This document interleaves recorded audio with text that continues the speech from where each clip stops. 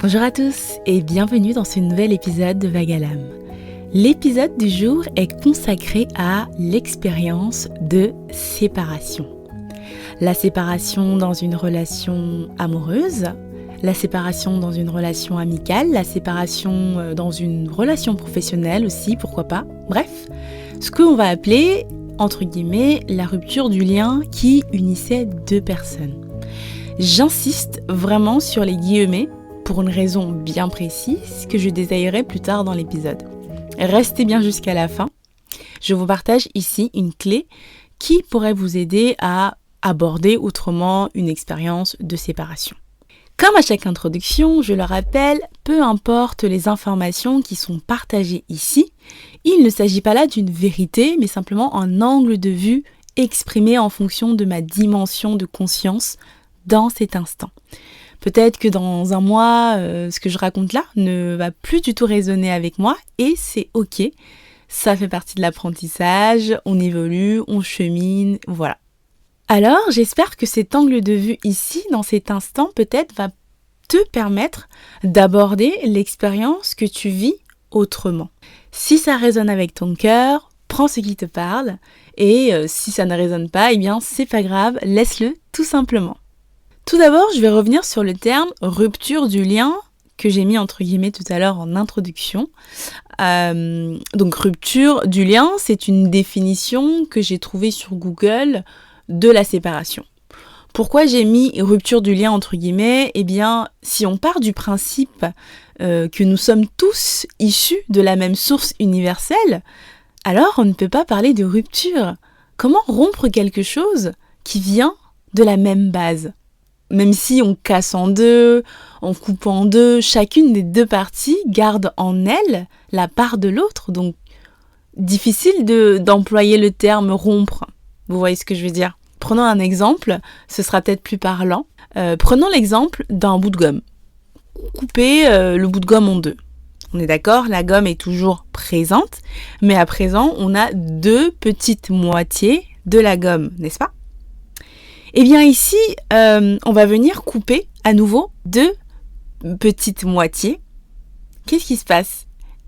Maintenant, on a quatre morceaux de gomme plus petits. On peut ici continuer comme ça pendant des heures et puis ça ne s'arrête jamais en fait et on obtiendra toujours le même résultat, c'est-à-dire des particules de plus en plus petites avec la particularité que chacune de ces petites particules portent en elles la même base, la même essence. Alors non, en tout cas de mon point de vue, non, on ne peut pas briser, rompre, détruire le lien qui unit deux personnes. Par contre, on peut modifier sa nature. Autrement dit, on peut choisir l'importance que ce lien aura sur nous. Alors oui, bien sûr qu'il est possible de choisir de s'éloigner d'une personne parce que cette personne n'a pas les mêmes valeurs, les mêmes croyances que nous, voilà, etc. Bien sûr. Mais ce n'est pas pour autant que ce lien d'amour inconditionnel qui unit deux âmes qui viennent de la même source est rompu. Mais on peut choisir de porter notre attention ou non sur ce lien. Ici sur Terre, nous sommes tous incarnés et logés plus ou moins à la même enseigne. Autrement dit, tout le monde vit son expérience et est soumis aux mêmes lois d'incarnation. Eh bien, ici, lorsque notre âme s'incarne sur Terre, elle va arriver avec un certain nombre d'informations quantiques au cœur d'elle-même. Donc ces informations quantiques, on va les appeler des vibrations ou des fréquences. Donc c'est des termes que j'emploie très souvent dans les épisodes que je partage ici. Donc voilà, ces vibrations ou ces fréquences sont des mélodies et ce sont des informations quantiques. D'ailleurs, j'entends souvent dire, et moi aussi, je l'ai dit, j'ai pas choisi de grandir dans un milieu comme ci ou comme ça, dans une famille comme ci ou comme ça, etc. Eh bien, je suis désolée de vous l'apprendre, mais d'un certain point de vue, oui, c'est un choix que ton âme a fait. Le milieu social, la famille dans laquelle on s'incarne, c'est la plus adaptée compte tenu des informations quantiques que nous portons à l'intérieur de nous. Cet environnement dans lequel notre âme évolue est l'environnement idéal pour transmuter dans la lumière des parts d'elle qui ont été cristallisées à travers des expériences passées, autrement dit, des expériences que notre âme n'a pas réussi à appréhender, à traverser, des leçons qui n'ont pas été comprises.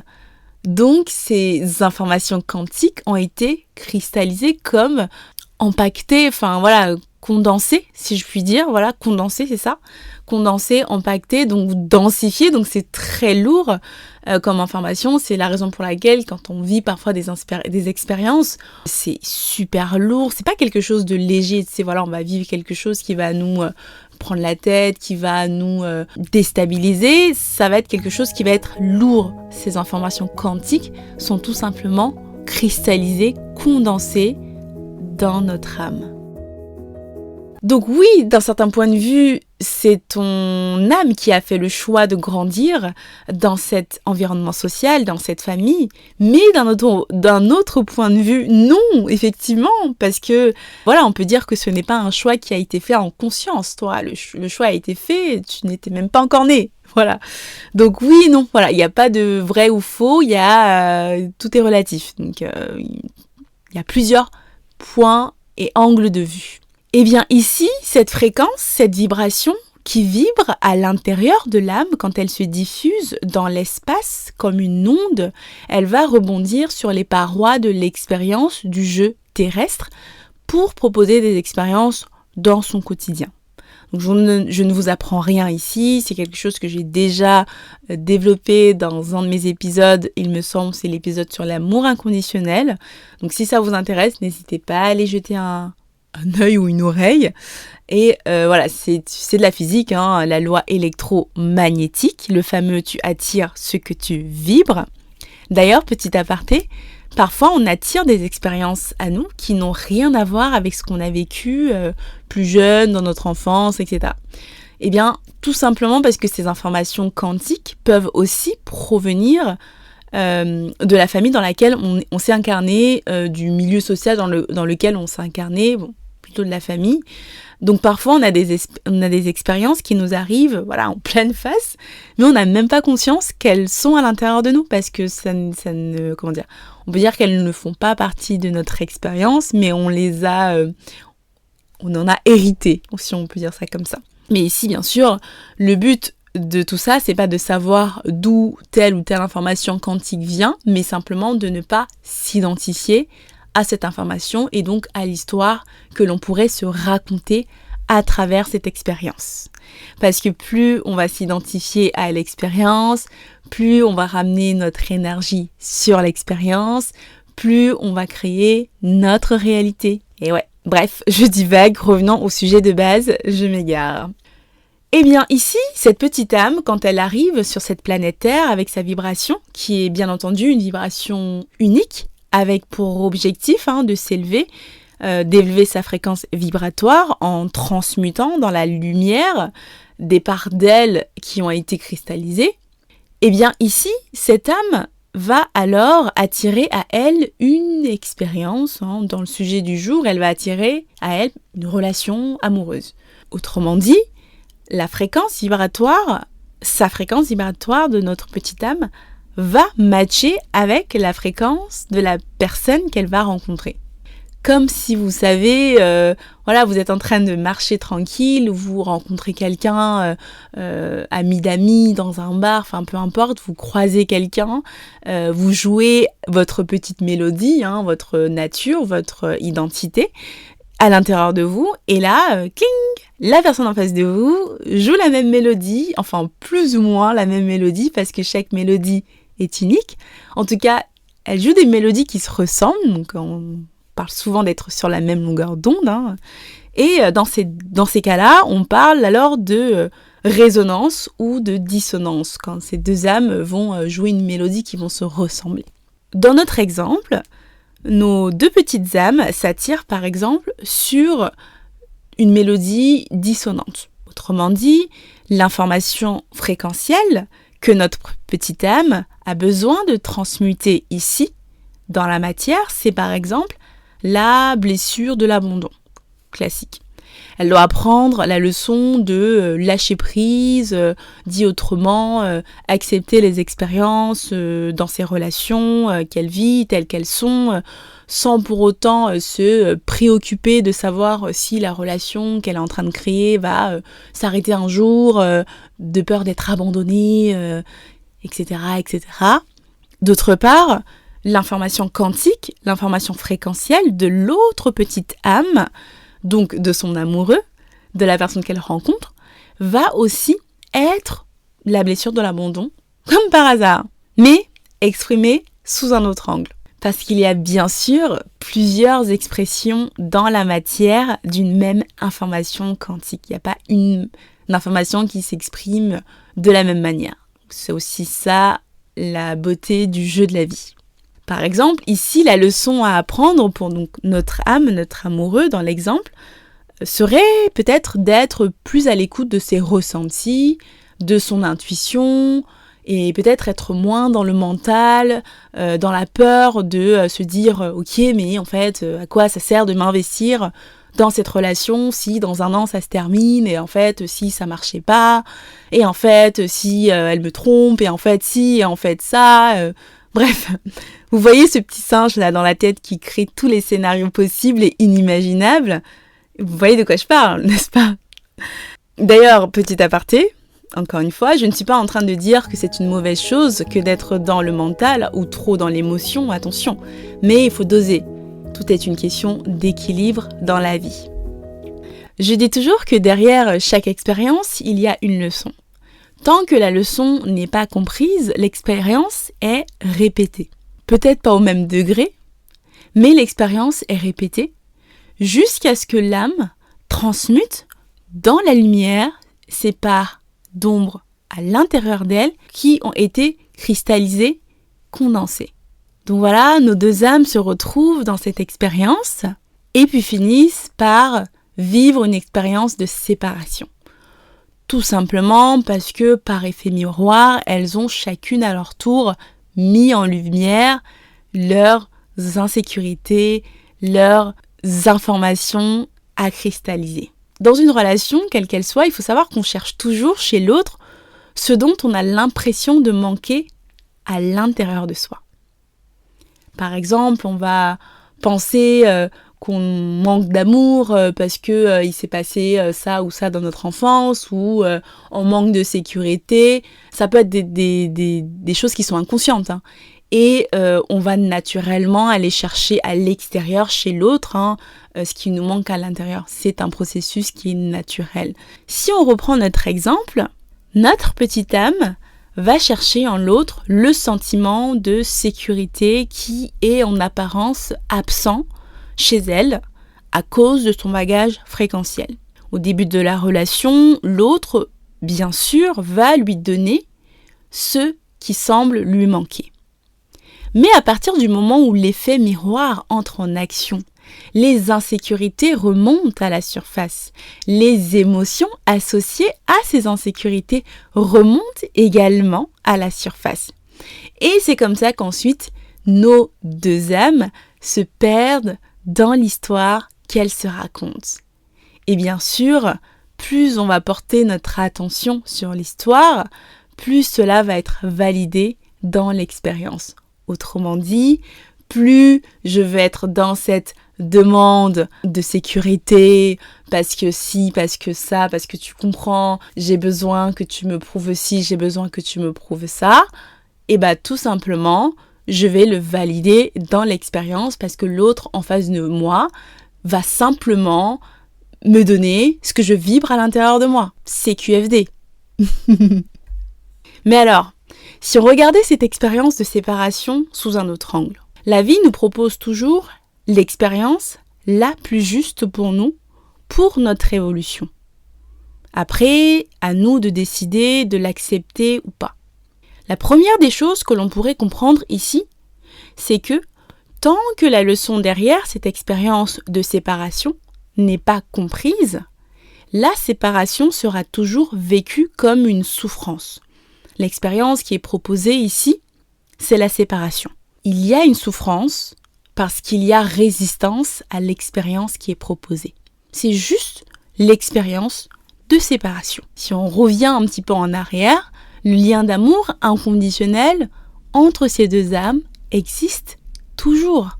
Donc au plus je vais vivre cette expérience de séparation comme un fardeau, comme quelque chose de lourd, comme quelque chose de dense, peut-être en ruminant des pensées négatives, au plus je vais être dans la résistance face à ce que la vie propose. Et au plus je vais souffrir. Donc vous imaginez, moi je vois toujours la vie comme... le podcast s'appelle Vague à l'âme. Je parle beaucoup de vagues dans la vie parce que la vie est impermanente. Il y a des moments de haut, des moments de bas, des moments où il ne se passe rien. Donc c'est comme des vagues, des ondes. Et vous imaginez, vous êtes en train de nager, le courant va à droite, donc vous êtes en train de nager. Et là, en fait, vous décidez de remonter le courant. Attendez, vous imaginez la souffrance de remonter le courant qui va à contresens de là où on veut aller? C'est hyper fatigant en fait. Donc je résiste à ce que me propose la mer, la vie. Et en fait, je résiste, mais je souffre en fait. Alors que je peux tout simplement me laisser porter par l'expérience de la vie, par le courant, la vague de la vie.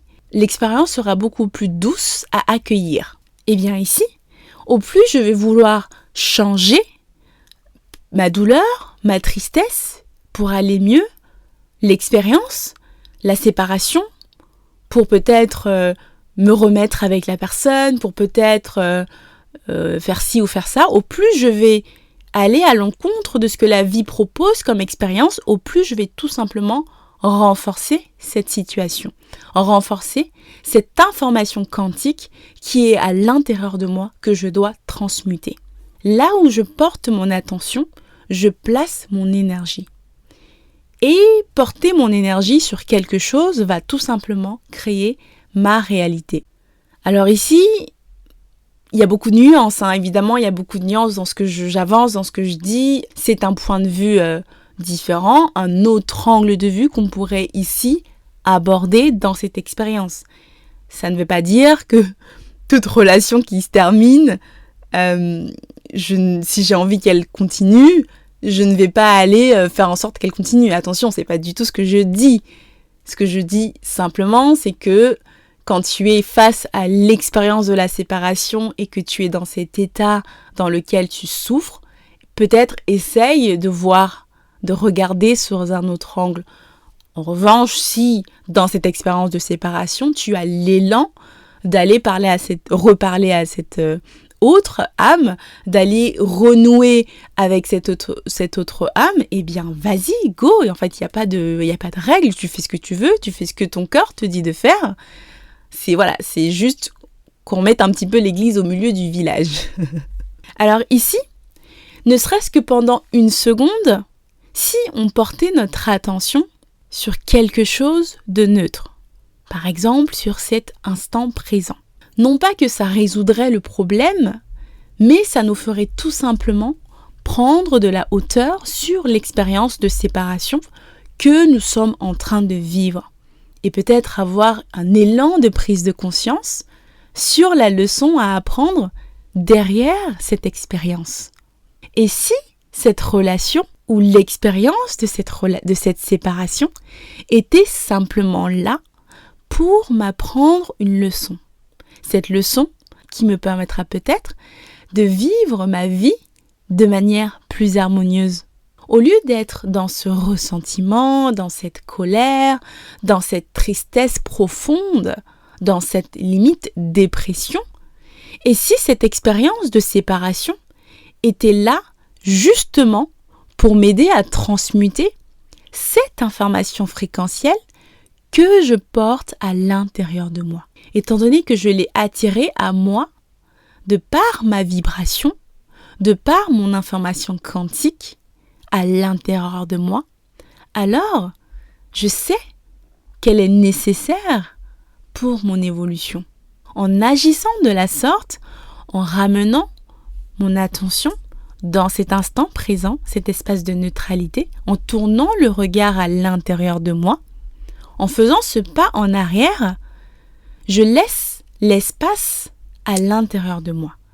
L'espace nécessaire pour que cette énergie universel qui transmute et guérit tout me traverse et m'inspire en prenant le soin de toujours garder en tête que je n'ai pas besoin de changer l'expérience qui est proposée parce que tout est déjà là. Si cette âme est le partenaire de vie le plus juste pour moi en fonction des informations fréquentielles que je porte à l'intérieur de moi, alors nos âmes se retrouveront un jour quelque part. Pour ça, j'ai juste une chose à faire, tourner le regard à l'intérieur de moi et laisser la loi de la nature être à l'œuvre. Trust the divine timing.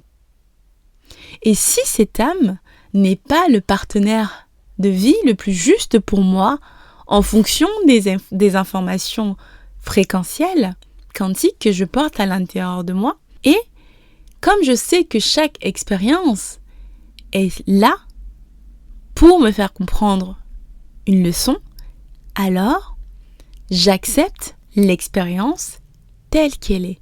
J'accepte l'expérience de séparation telle qu'elle est. Je ne résiste pas face à la proposition de la vie parce que je comprends que tout ce pourquoi je lutte se renforce. Je choisis d'être dans cet espace de neutralité, cet instant présent, ici et maintenant. Je décide d'agir en cultivant à l'intérieur de moi ce que je pensais trouver chez l'autre à l'extérieur. Dit autrement, je comprends que tout ce que je recherche à l'extérieur chez l'autre est déjà à l'intérieur de moi. En créant cette distance entre moi et l'expérience de la séparation, je laisse cette énergie universelle me traverser et naturellement transmuter dans la lumière ce qui doit être guéri à l'intérieur de moi. Voilà, c'est la fin de cet épisode. Je vous dis à très vite et je vous embrasse.